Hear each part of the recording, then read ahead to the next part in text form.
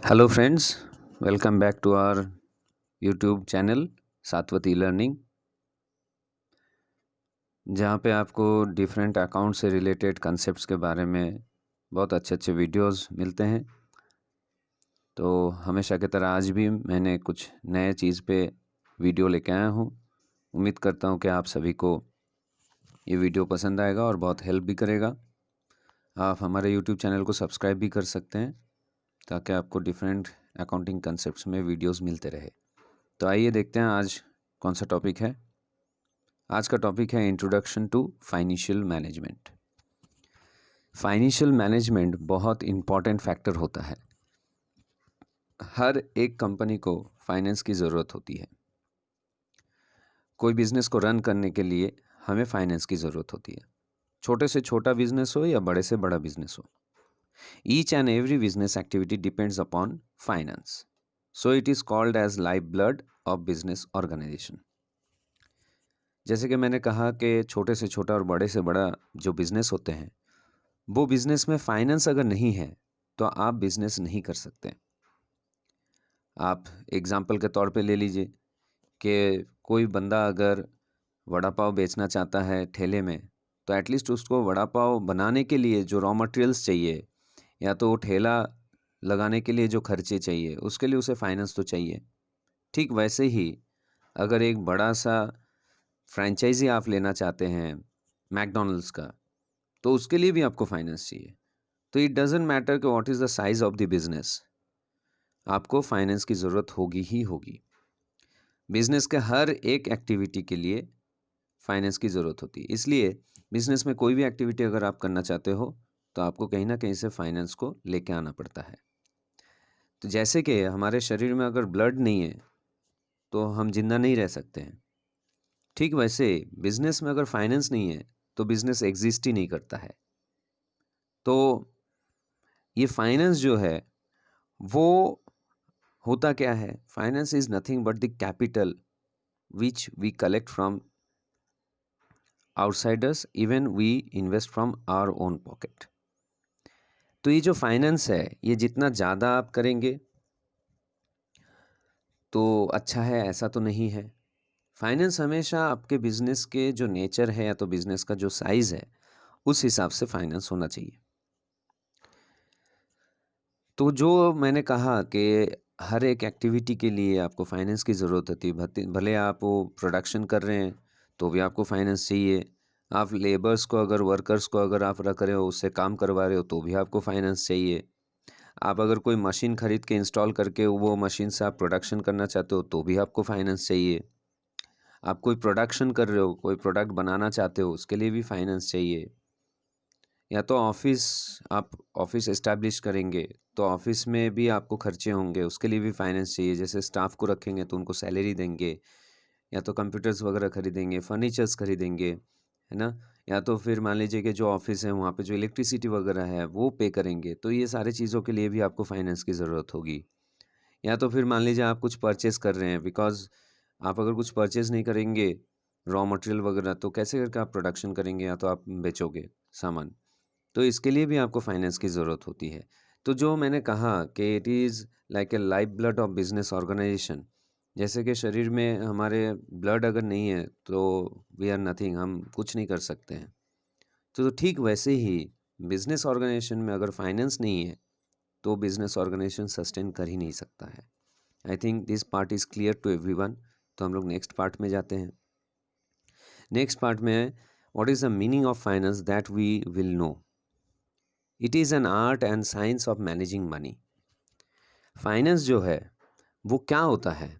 जो पैसा आप लेके आते हो बिजनेस में डिफरेंट एक्टिविटीज़ को करने के लिए या तो बिजनेस को रन करने के लिए, तो उस पैसे को आप कितने अच्छे तरीके से यूटिलाइज कर सकते हो, that you need to no.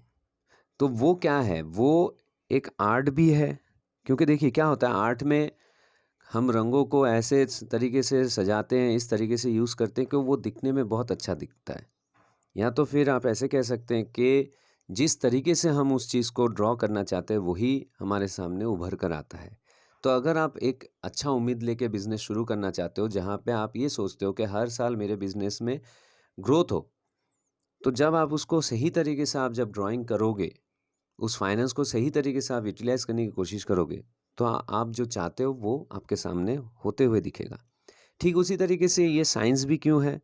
क्योंकि क्या होता है देखिए, फाइनेंस को अगर आपको अच्छी तरह से मैनेज करना है, तो आपको कुछ प्रोसीजर्स, कुछ मेथड्स, कुछ टेक्निक्स आपको जानना ज़रूरी है। जैसे कि साइंस में हर एक चीज़ के लिए एक प्रोसेस होता है, एक सिस्टम होता है, एक मेथड फॉलो किया जाता है। तो ठीक वैसे फाइनेंस में भी different types of process, different types of methods, ये सारी चीज़ें फॉलो करना पड़ता है। इसीलिए इसे आर्ट एंड साइंस दोनों कहा जाता है। It includes financial services and financial instruments. देखिए, फाइनेंशियल सर्विसेज का मतलब क्या होता है? फाइनेंशियल सर्विसेज का मतलब होता है जैसे कि हम बैंक में जाते हैं, बैंक के डिफरेंट फैसिलिटीज़ हम अवेल करते हैं, या तो फिर मान लीजिए जो शेयर होल्डर्स हैं उनको जो फैसिलिटीज़ दिया जाता है, पोर्टफोलियो मैनेजर्स जो फैसिलिटीज़ देते हैं, ठीक है? तो ये सारी चीज़ें क्या हो गए, ये सब फाइनेंशियल सर्विसेज हो गए। तो फाइनेंस में फाइनेंशियल सर्विस भी इंक्लूड होता है, इसके साथ साथ फाइनेंशियल इंस्ट्रूमेंट्स भी इसके अंडर में आता है। फाइनेंशियल इंस्ट्रूमेंट्स जैसे डिवेंचर हो सकता है, इन्वेंट्रीज़ हो सकता है, बॉन्ड्स हो सकते हैं, बिल ऑफ एक्सचेंज हो सकता है, कैश डिपॉज़िट्स हो सकता है।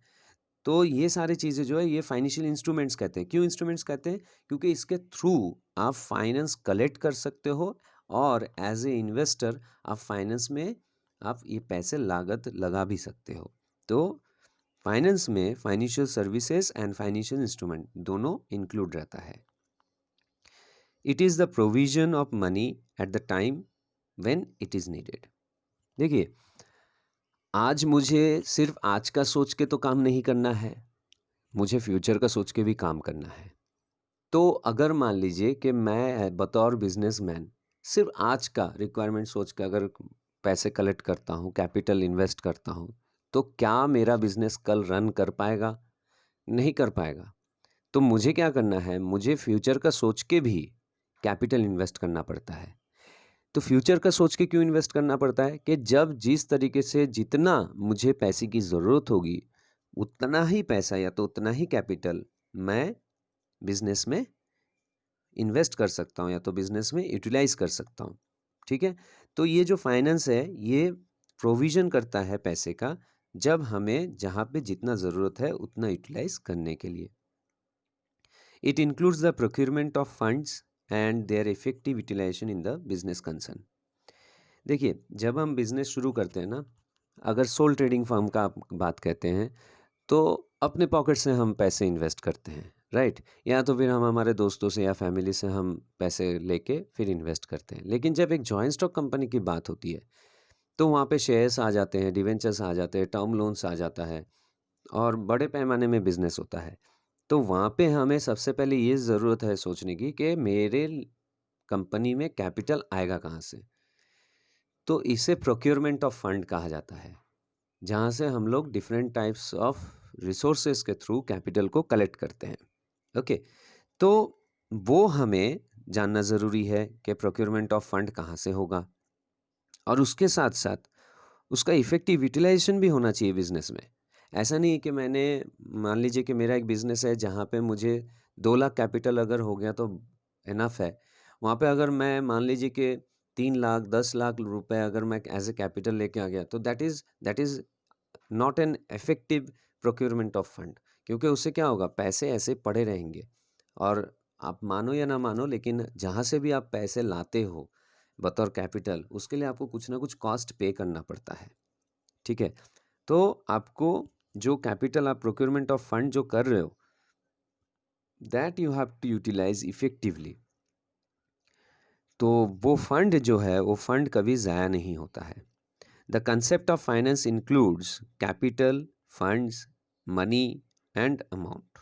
जैसे कि मैंने कहा कि कंपनी का जो फाइनेंस है वो क्या क्या हो सकता है, उसको आप कैपिटल बोल सकते हो, उसको आप फंड बोल सकते हो, उसको आप मनी बोल सकते हो, उसको आप अमाउंट बोल सकते हो, जो आप अपने कंपनी में इन्वेस्ट करते हो, जो आपके कंपनी में डिफरेंट बिजनेस एक्टिविटी रन करने के लिए आप यूटिलाइज करते हो। आ जाते हैं नेक्स्ट पड़ाव पे, डेफिनेशन ऑफ फाइनेंस। अभी इतना देर हमने फाइनेंस के बारे में जानने की कोशिश किया, तो इसका जो डेफिनेशन है वो भी हम जान लेते हैं। According to Khan and Jain, finance is the art and science of managing money. जैसे कि मैंने प्रीवियस स्लाइड में कहा कि it is an art and science also. तो खान एंड जैन जो है उन्होंने ये कहा कि finance is the art and science of managing money.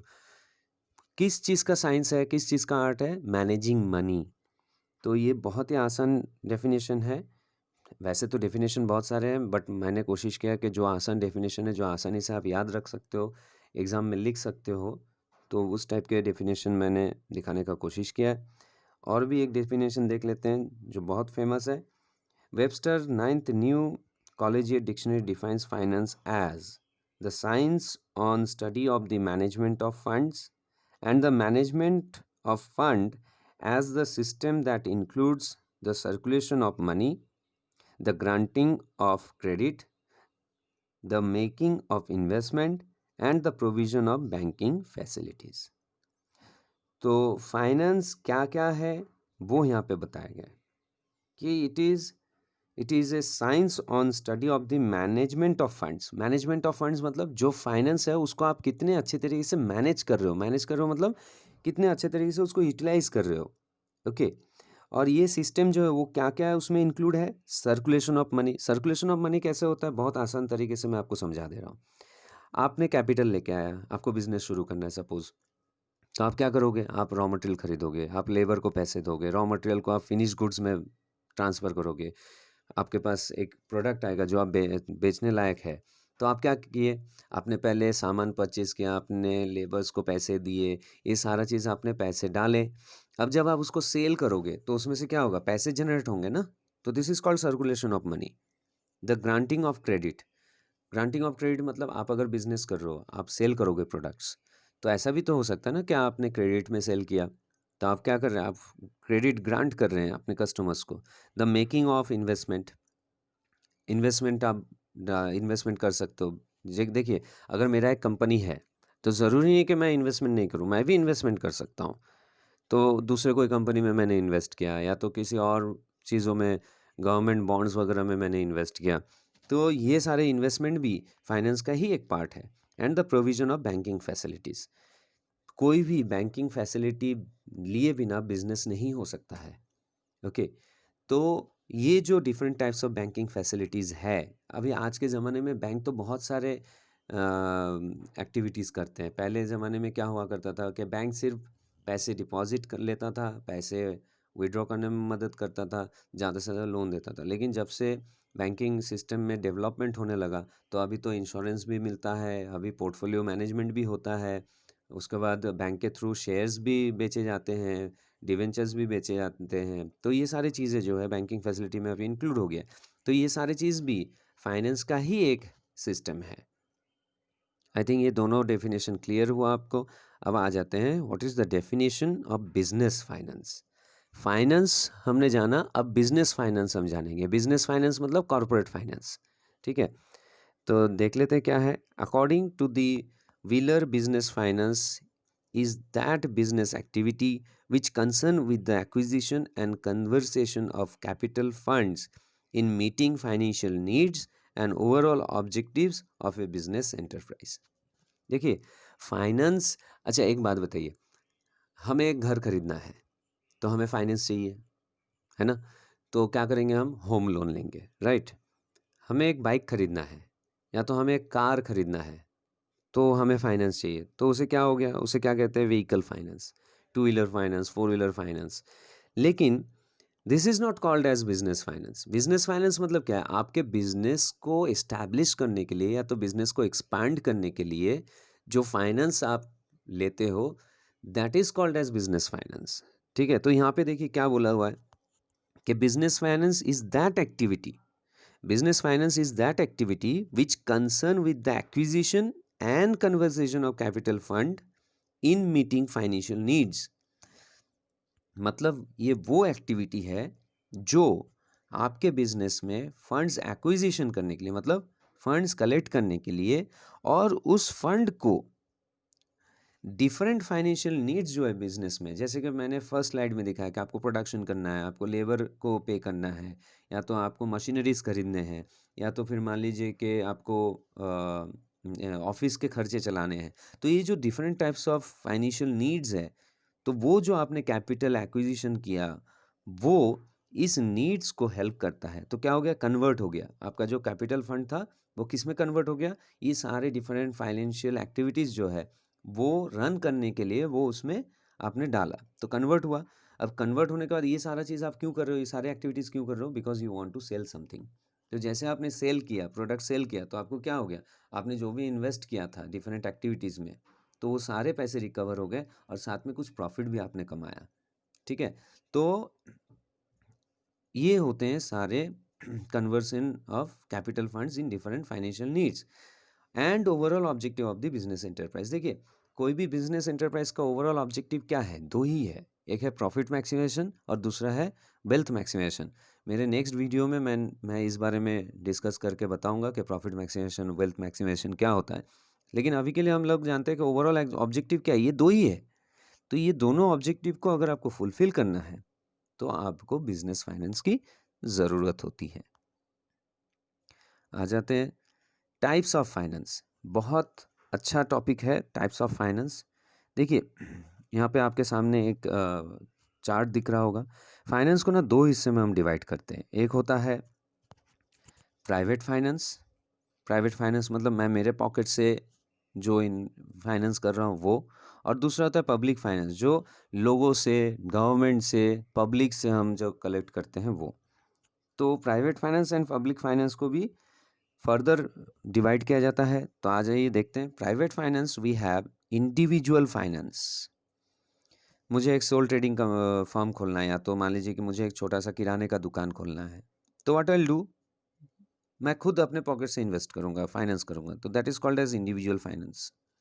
Then होता है पार्टनरशिप फाइनेंस, जहाँ पे मेरे साथ साथ और दो तीन दोस्त, मेरे दोस्त मिलके या तो और दो तीन लोग मिलके फाइनेंस कर रहे हैं, पॉकेट से पैसे निकाल रहे हैं और एक पार्टनरशिप फर्म चला रहे हैं। तो that is called as partnership finance. Business finance. Business finance कैसा बोल सकते हैं कि चल मान लीजिए कि एक बिजनेस हमें ओपन करना है, एक बड़ा सा बिजनेस ओपन करना है। तो मैं मेरे पॉकेट से सिर्फ नहीं, मैं क्या कर रहा हूँ, बैंक में जाके बिजनेस लोन ले रहा हूँ। तो that is called as business finance. Then आ जाते हैं पब्लिक फाइनेंस। पब्लिक फाइनेंस में सेंट्रल गवर्नमेंट, स्टेट गवर्नमेंट और सेमी गवर्नमेंट, ऐसे तीन डिवाइड किया गया है फाइनेंस को। कुछ कुछ ऐसे प्रोजेक्ट होते हैं जहाँ पे सेंट्रल गवर्नमेंट खुद फाइनेंस प्रोवाइड करते हैं। कुछ कुछ बिजनेस ऐसे होते हैं जहाँ पे स्टेट गवर्नमेंट फाइनेंस प्रोवाइड करते हैं। कुछ ऐसे बिजनेस होते हैं जहाँ पे सेमी गवर्नमेंट फाइनेंस होते हैं। तो वहाँ पे क्या होता है, आप पब्लिक से पैसे कलेक्ट करते हो, या तो डिवेंचर इशू करते हो, शेयर इशू करते हो, इक्विटी शेयर, प्रेफरेंस शेयर। तो ये सारे चीज़ें जो है वो आपका पब्लिक फाइनेंस के फर्दर डिविजन्स में आते हैं। तो आपको क्या याद रखना है, फाइनेंस दो तरीके के होते हैं। एक होता है प्राइवेट फाइनेंस और दूसरा होता है public finance. Private finance further तीन कैटेगरी में डिवाइड होता है: individual finance, partnership finance, business finance. Public finance जो है वो भी तीन फर्दर कैटेगरी में डिवाइड होता है। एक होता है central government finance, then state government finance and semi government finance. ये सारी चीज़ें जो है इसको और डीप में हम जान सकते हैं, तो मेरे आने वाले जो वीडियोज़ है उसमें आपको पता चलेगा कि ये सारी चीज़ें क्या होते हैं। आज ये सिर्फ इंट्रोडक्शन ऑफ फाइनेंशियल मैनेजमेंट है, इसलिए मैं आपको सिर्फ इंट्रोडक्शन के तौर पे बता रहा हूँ। इसका आगे बढ़ते हैं। Definition of financial management. The more popular and acceptable definition of financial management as given by S.C. Kuchal is that financial management deals with procurement of funds and their effective utilization in the business। जो मैंने पिछले slide में मैंने आपको बताया कि procurement of fund and effective utilization of that fund in business is the main motive of financial management। तो वही डेफिनेशन यहाँ पे दिया गया है।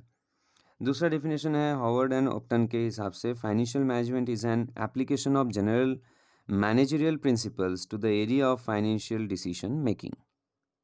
ओके, तो it is an application of general managerial principles to the area of financial decision making. जैसे कि मैंने कहा कि finance is an art and science also, तो यहाँ पे अगर आप देखोगे तो डिफरेंट जनरल मैनेजरियल प्रिंसिपल्स जो है वो फॉलो किया जाता है। किस लिए? ताकि आप फाइनेंशियल डिसीजंस ले सको कि भाई पैसे कहाँ से लाने हैं, पैसे कहाँ पे इन्वेस्ट करने हैं, कौन सा प्रोजेक्ट आपके लिए ज़्यादा अच्छा है, कौन सा मशीन आपको खरीदने चाहिए। तो ऐसे टाइप के जो डिसीजंस होते हैं फाइनेंशियल डिसीजंस, वो आप ले सकते हो।